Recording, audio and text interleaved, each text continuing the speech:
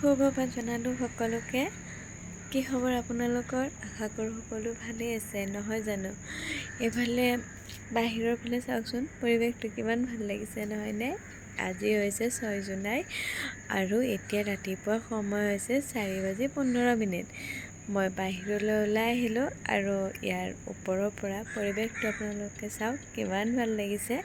এই ভাবিলোঁ আপোনালোককো দেখুৱাওঁ। আজি এটা নতুনকৈ লং ভিডিঅ' লৈ আহিছোঁ। যদি মোৰ ভিডিঅ'বোৰ ভাল লাগে তেনেহ'লে like, comment, share and subscribe কৰি দিবলৈ নাপাহৰিব।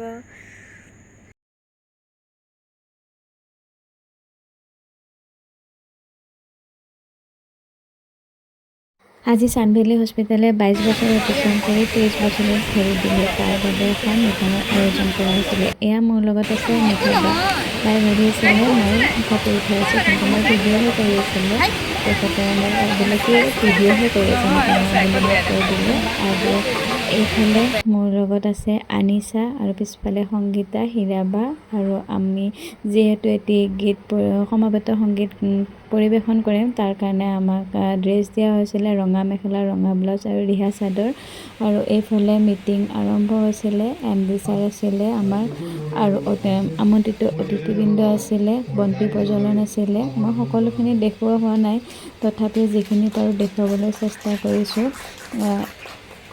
সভাখন আৰম্ভ হৈছে, বন্তি প্ৰজ্বলন হৈ গ'ল আৰু আমন্ত্ৰিত অতিথিসকলো আহিলে। লগতে আমাৰ চেনেহীৰ আইতাসকলকো আমন্ত্ৰণ কৰা হৈছিলে, যিহেতু আমাৰ হস্পিটেলত তেওঁলোকৰ লগত এটা সুকীয়া সম্বন্ধ আছে, বহুত বছৰ পুৰণি। এইফালে আমাৰ MD ছাৰে কিছু হস্পিটেলৰ মন্তব্য আগবঢ়াইছে, যিহেতু চানভেলী হস্পিটেল এখন ডায়েবেটিক কেয়াৰ হস্পিটেল হয়। ইয়াতে ডায়েবেটিকৰ সকলোখিনি স্বাস্থ্য পৰীক্ষা কৰা হয়, যি লাগে সকলোখিনি ইয়াতে পৰীক্ষা কৰা হয়। ইয়াতে সকলোখিনি সুবিধা আছে। ডায়েবেটিক ৰোগীসকলক কেনেকৈ যত্ন ল'ব লাগে, কি কৰিব লাগে, আমাৰ যিবোৰ ডক্তৰ আছে সকলোৱে ধুনীয়াকৈ ইয়াত চিকিৎসা কৰে।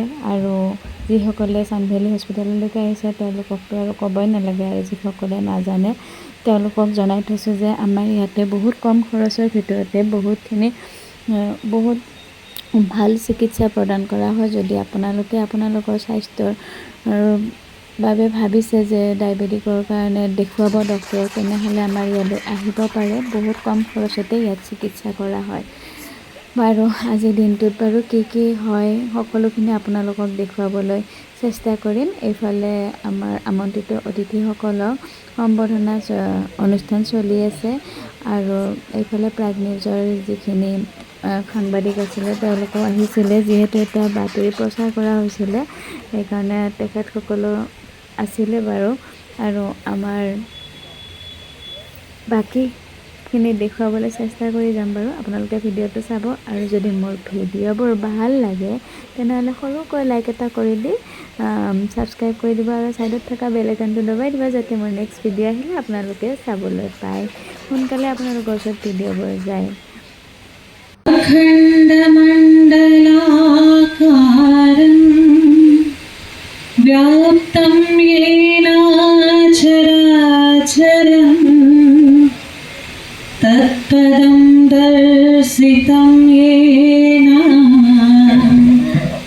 तस्मै श्री गुरुवे नमः। गुरु ब्रह्मा गुरु विष्णु गुरुदेवा महेश्वरा गुरु साक्षात् परं ब्रह्मा तस्मै श्री गुरुवे नमः। तस्मै श्री गुरुवे नमः। तस्मै श्री गुरुवे नमः।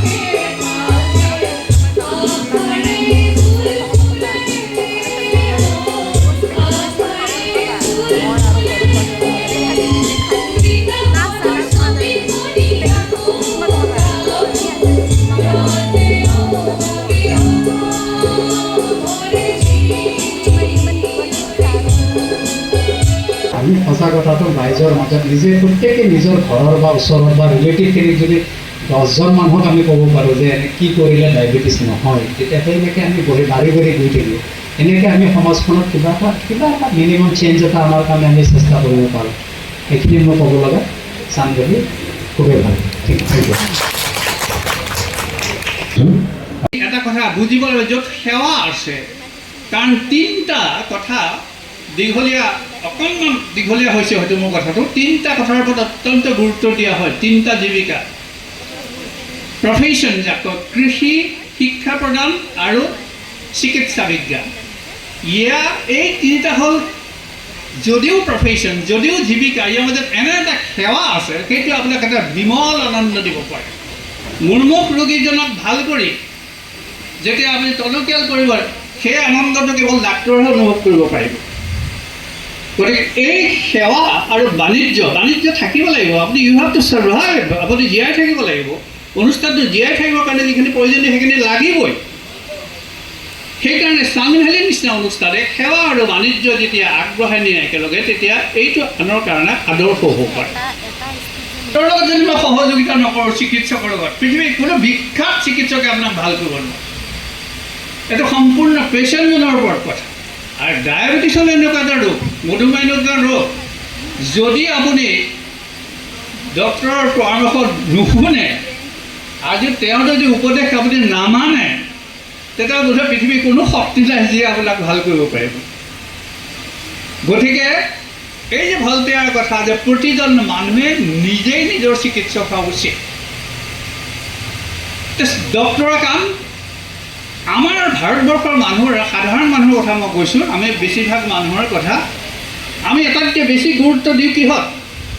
সম্পত্তি, সম্পদ, ধন। যে পৃথিৱীত ধন থাকিলে পৃথিৱীত একো প্ৰয়োজন নাই, চব ঠিক হৈ যায়।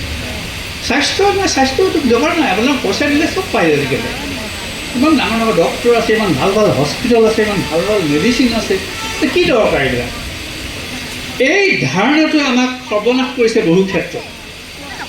কিন্তু ৱেষ্টাৰ্ণ কাণ্ট্ৰিত যিবিলাকে বহুতে জানিব মোতকৈ বেছি ভাল, যে তেখেতসকলে টকা পইচা লাগে ঠিকেই, কিন্তু তেখেতে প্ৰথমে জীয়াই থাকিব লাগিব, ছাৰ্ভাইভ কৰিব লাগিব, এজন সুস্থ মানুহ হিচাপে জীয়াই থাকিব লাগিব। সেইটো আটাইতকৈ গুৰুত্বপূৰ্ণ কথা। সেইকাৰণে এজন অতি ভাল মনৰ চিকিৎসকে সেই কথাটো ৰোগীৰ মনত সোমাই দিয়ে যে চাওক, মই সকলো কৰিম, কিন্তু সম্পূৰ্ণ আপোনাৰ দায়িত্ব আপুনি পালন কৰিব লাগিব। যেতিয়া ৰোগী আৰু চিকিৎসকৰ মাজেৰে আদান প্ৰদান হয়, মই ভাবোঁ সেইটো এটাতকৈ ভাল চিকিৎসা। Representative sir or our family members and then all of the staff, they have been like very actively practicing for today, and I hope that every one of you will stay till the end of the program.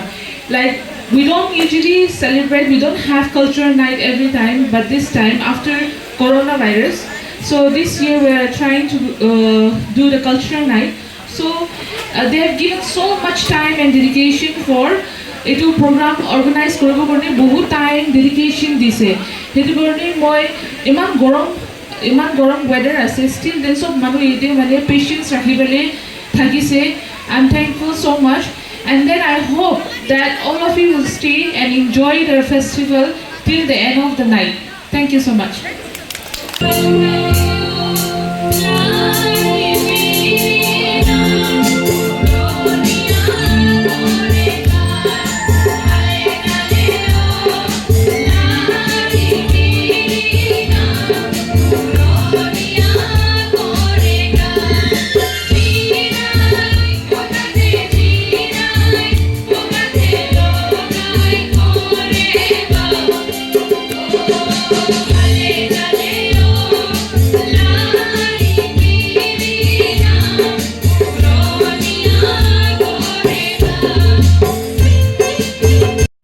এজনী আছে আমাৰ বৈশালী, তাই ইমান ধুনীয়া dance কৰে নহয়, কি ক'ম আৰু। তাইৰ ডান্স চাবৰ কাৰণে আমি যে এই ডান্সটো চোৱাৰ কাৰণে বহুত দিন ধৰি অপেক্ষা কৰি আছিলোঁ। সঁচাকৈ তাই বহুত ধুনীয়া নাচিছে, কিন্তু মই ভিডিঅ'টোত কপিৰাইট আহিবৰ কাৰণে মই চংটো আহিব দিব পৰা নাই। কিন্তু সঁচাকৈ তাই বহুত ধুনীয়া নাচিছিল। যদি আপোনালোকৰ ভাল লাগিছে তেনেহ'লে জনাবচোন বাৰু কেনেকুৱা নাচিছে তাই। আৰু এইফালে আমাৰ সকলো ষ্টাফ একেলগতে আছিলে, মাত্ৰ আমি মনোৰঞ্জনৰ কাৰণে কিছুমান নৃত্য গান, যিহেতু আমাৰ নাৰ্ছিং স্কুল আৰু হস্পিটেলৰ ষ্টাফ সকলোৱে মিলি কেনে এই প্ৰগ্ৰামটোত ভাগ লৈছিলোঁ। গতিকে গোটেইকেইজনৰে ইয়াত মানে সকলোৱে অংশগ্ৰহণ কৰিছে আৰু সকলোৱে বহুত ধুনীয়া নাচিছে, গান গাইছে। তাৰে কিছু মই ক্লিপ লৈ থৈ দিছোঁ আপোনালোকক দেখুৱাৰ কাৰণে, কাৰণ ভিডিঅ'টো বহুত লং হৈ যাব নহ'লে। বাৰু আপোনালোকে চাই যাব দেই। এইখিনি চাই চাগে আপোনালোকে বুজিয়ে পাইছে, আমাৰ প্ৰাণৰ শিল্পী জুবিন দাক শ্ৰদ্ধাঞ্জলি জনোৱা হৈছিলে এনেদৰে। আৰু ইহঁতে যিধৰণে শ্ৰদ্ধাঞ্জলি জনাইছিল ন, সঁচাকৈ মানে কিছু সময়ৰ কাৰণে আমি সকলো আৱেগিক হৈ গৈছিলোঁ। আৰু এইজনী হৈছে আমাৰ জয়শ্ৰী বা, দেখাত সঁচাকৈ বহুত ধুনীয়া, কি ক'ম আৰু। কিন্তু ইমান ধুনীয়া এটা গান লৈছিলে, আহিবা তুমি দুপৰ নিশা। কিন্তু মানে যিসকল বাদ্যযন্ত্ৰ বজোৱা লোক আছিল তেওঁলোকে সম্পূৰ্ণ গানটো ভালকৈ মিলাব নোৱাৰিলে, যাৰ কাৰণে গানটো শুনিবলৈ ইমান এটা ধুনীয়া হোৱা নাই। কিন্তু সঁচাকৈ বায়ে বহুত ধুনীয়াকৈ গান গাইছিলে।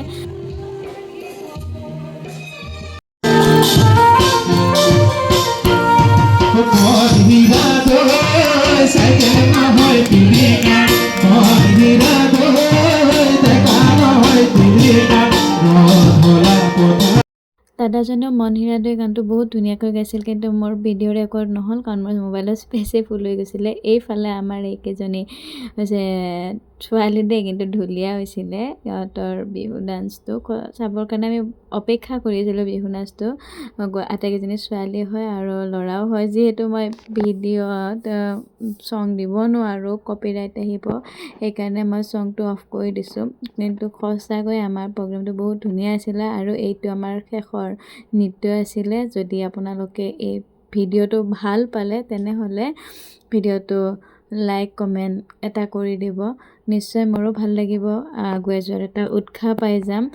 যিহেতু আমি সৰু ইউটিউবাৰ হয়, আমাৰ এতিয়ালৈকেতো মোৰ আইডিটো বাৰু মনিটাইজেশ্যন হোৱা নাই, কিন্তু চেষ্টা কৰি আছোঁ আগবাঢ়ি যাবৰ বাবে। আপোনালোকৰ সহায় পালে নিশ্চয় আগবাঢ়ি যাবলৈ সক্ষম হ'ম। আপোনালোকে সহায় কৰিব বুলি আশা থাকিল। আৰু আজিৰ এই ভিডিঅ'টো ইমানতে সমাপ্ত কৰিছোঁ। পুনৰ এটি নতুন ভিডিঅ'ৰ সৈতে লগ পোৱাৰ প্ৰতিশ্ৰুতিৰে মই জেস্মিনা চুলতানাই বিদায় মাগিলোঁ।